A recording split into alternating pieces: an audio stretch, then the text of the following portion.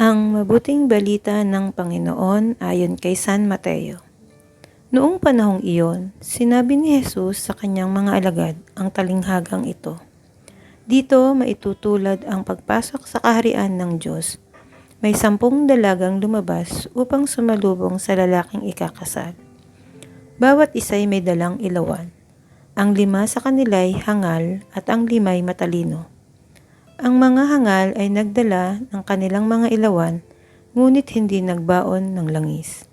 Subalit ang matatalino'y nagdala ng langis bukod pa sa nasa kanilang ilawan. Nabalam ng dating ang lalaking ikakasal, kaya't inantok silang lahat at nakatulog. Ngunit ng hating gabi na'y may sumigaw, "Narito na ang lalaking ikakasal, salubungin ninyo." Agad nagbangon ang 10 dalaga at inayos ang kanilang ilawan.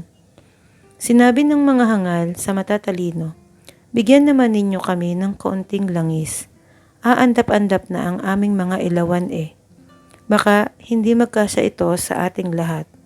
Tugon ng matatalino, "Mabuti pa'y pumunta muna kayo sa nagtitinda at bumili ng para sa inyo."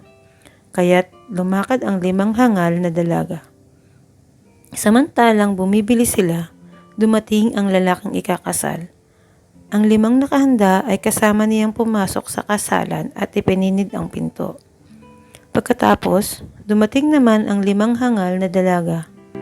"Panginoon, papasukin po ninyo kami," sigaw nila. Ngunit tumugon siya, "Sinasabi ko sa inyo, hindi ko kayo nakikilala. Kaya magbantay kayo sapagkat hindi ninyo alam ang araw ni ang oras." Ang mabuting balita ng Panginoon.